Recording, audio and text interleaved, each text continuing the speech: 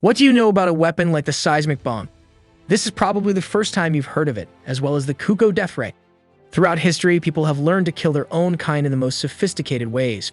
Instead of living in peace and progressing, humanity spends enormous resources on inventing weapons capable of causing destruction, demolishing cities, and destroying entire continents. It's unlikely that anything can compete in lethality with nuclear weapons, but they are rarely used and are more of a deterrent. The vast majority of wars are fought with conventional weapons. It was during World War II that the extraordinary imaginations of the design engineers were put into action and their bizarre projects were taken seriously. They could not count the money then, but at the altar of victory, the warring states were ready to put everything. Secret designs, more like chapters in a fantasy novel, were not only in Germany, which was going mad, but also the British, the Americans, and the Japanese. Of course, the Soviet Union had a few surprises for the enemy. The tests were not always successful, but let's not get ahead of ourselves. Historians of weapons say that a number of developers in the 40s were not with their heads, and some projects were completely unrealizable because they did not take into account the laws of physics. Since then, the world has become more pragmatic and calculating. Many kinds of armaments of the past are forbidden by international conventions and will be forever gone in history and remain only in the archives of special services. Modern means of killing one's own kind have not become less effective, but they have certainly become more trivial. Today, we'll tell you about the most unusual weapon of World War II. Most likely, you will see for the first time inventions such as the mortar shovel detonating rats and the ampulomet. We'll also tell you what the Third Reich was developing in their secret laboratories, so be sure to watch this video until the end. We begin.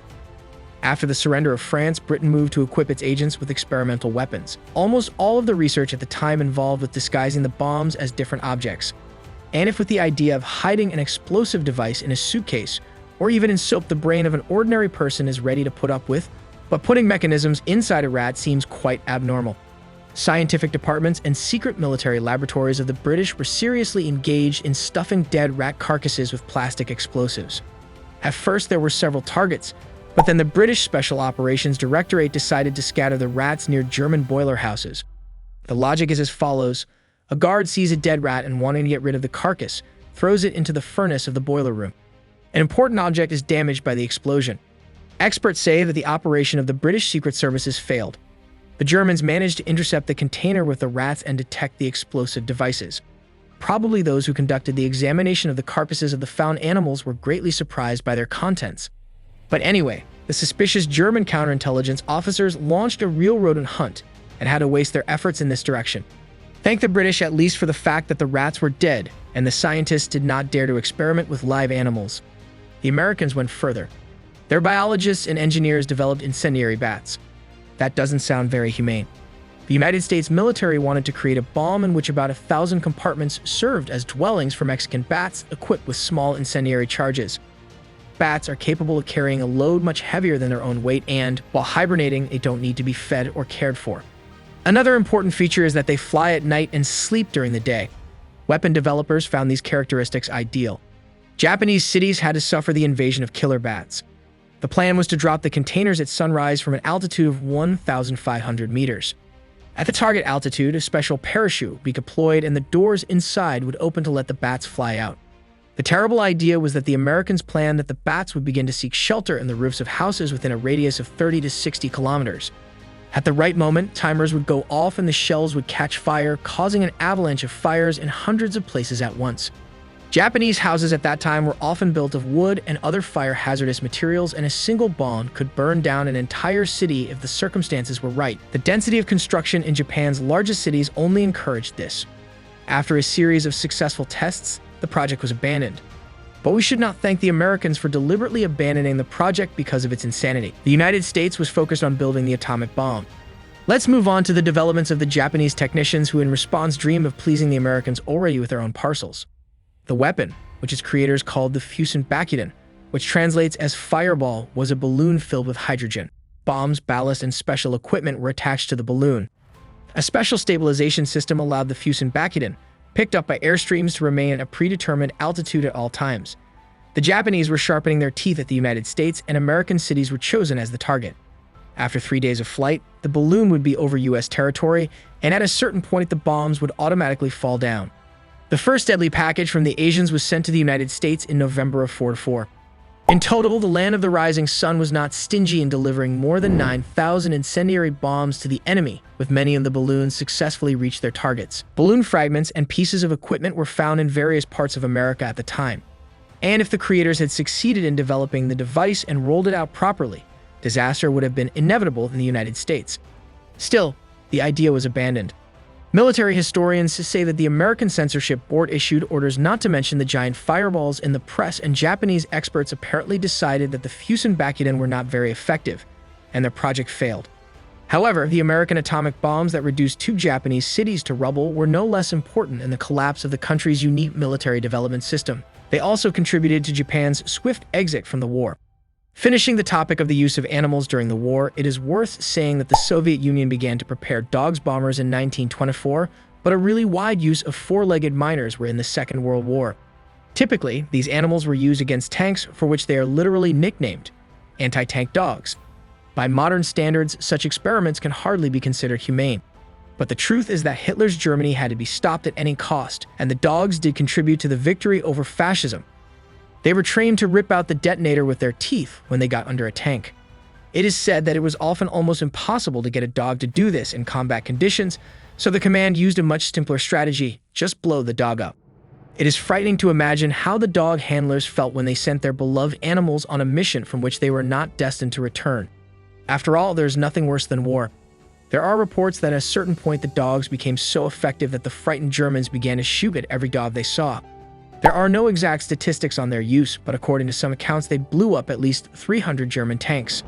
In local battles, their involvement gave big advantage. Historians of the Great Patriotic War report that the dogs were distracted by many things during the mission, and so they often returned to those who trained them. Of course, this did not bode well. Let's move on to the iron monsters. The Goliath, also called a self-propelled mine, was a remote-controlled projectile carrier to demolish buildings and blow up conventional tanks. The Germans introduced it in 1942 using an unusual design to transport a 165-pound bomb to its target. Tanks, infantry formations, bridges, and buildings were destined to suffer from the Goliaths. An archival photograph shows these devices captured by British soldiers. Contrary to the name, the tank was only 1.5 meters high and 1.5 meters long. Surprisingly, in the 40s, technology for wired control of complex devices was already working successfully. The mini-tank was connected to the operator by a cable 650 meters long. Experience showed that the most vulnerable place was the cable, which could be cut, so soon mini-tanks controlled by a radio signal were created. This is something like a remote-controlled car, only such a toy can destroy an object with an area of a couple of tens of square meters. More than 4,600 of such devices were made, including a larger version capable of carrying a 220-pound bomb. In practice, the Goliath proved slow and clumsy, and the payload was insufficient. Still, the idea was far ahead of its time, and in the 40s, robotics was far from modern capabilities. But stubborn Germans believed in the success of the idea to the last. Some experts point to the high cost of the device as the main reason why it soon had to be abandoned. To make the Goliaths cheaper, the designers replaced the electric engine with a gasoline engine, but this noticeably reduced the combat effectiveness of the machine. It became much louder and more noticeable. Prominent military experts even called these mini-tanks the most failed weapon of the Wehrmacht. It is a controversial statement because Germany managed to stamp unsuccessful designs literally in packs. Some examples are still in the collections of millionaires and ordinary people, and some of them are in excellent condition and on the move. Since the 19th century, nations have been concerned with the development of weapons that could be fired from behind cover. The simplest and most logical solution to this task was to produce specimens with a curved barrel. For a long time, the samples frankly failed tests, and the first attempts to implement the idea successfully took place only in the 20th century. In the Soviet Union in the 1940s, they tried to create curved barrel weapons by making changes in the design of Gorganov and Kalashnikov machine gun barrels. A little later, many other types of small arms were also subjected to curvature experiments.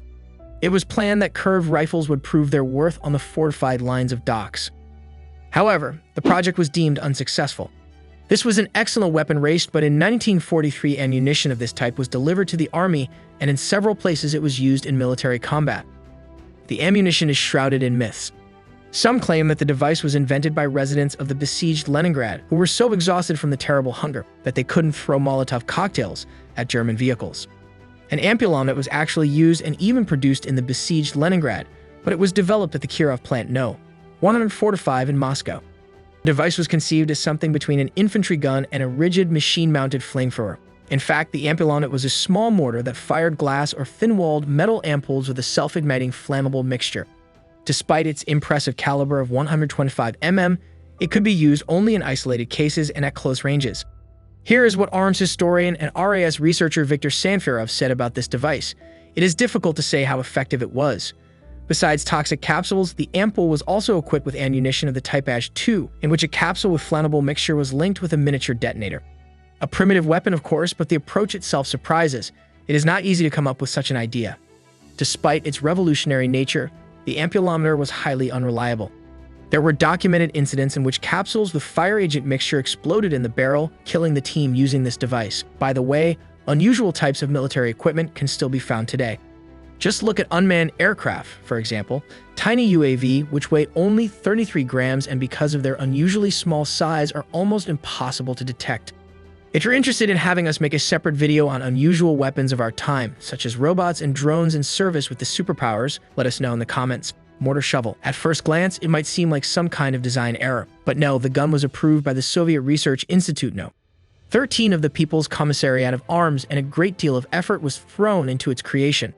The device was indeed non-trivial, but not only was it accepted for service, it also successfully accomplished its tasks. It was a hybrid of a small infantry shovel and a mortar with a caliber of 37 mm. When using the weapon as a mortar, the shovel acted as a baseplate. Still, the history of the shovel mortar was not too long. During the war, the device lost its relevance because other types of equipment surpassed it in terms of range of fire and projectile power. Therefore, the invention was soon removed from service, and some experts literally trashed the brainchild of Soviet engineers, describing it as a bad shovel, a useless mortar. The seismic bomb was designed to inflict catastrophic damage on enemy installations. Barnes Wallis, an Englishman, came up with the concept of this bomb when he noticed that much of the energy of classical explosions was being wasted by dissipating into the air. The solution to this unfortunate misunderstanding had to be corrected by a munition that looked like an enormous air bomb with a super hard sharpened tip. Once dropped from the bomber plane, the projectile would go deep into the ground, then detonate, causing the ground to vibrate with crazy force. Wallace and his team designed several types of projectiles that were later used against industrial plants and military targets. For example, they were used to put the famous V-2 missile plan out of action, to send the battleship Tirpitz to the bottom of the battleship Tirpitz and destroyed other targets previously considered invulnerable. The Americans, having watched the success of the British, tried to create a bomb that could cause a tsunami. By the way, experts say that this idea is technically quite possible. Thank God, it never reached the realization stage.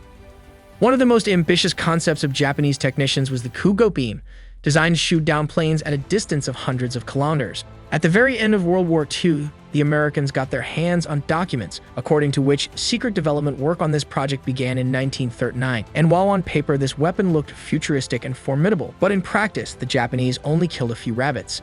The Death Ray, as it was called by its developers, killed small animals at a distance of 30 meters in 10 minutes. The Kugo failed to kill much bigger objects. By the way, the Germans tried to create something similar, but failed to achieve success either.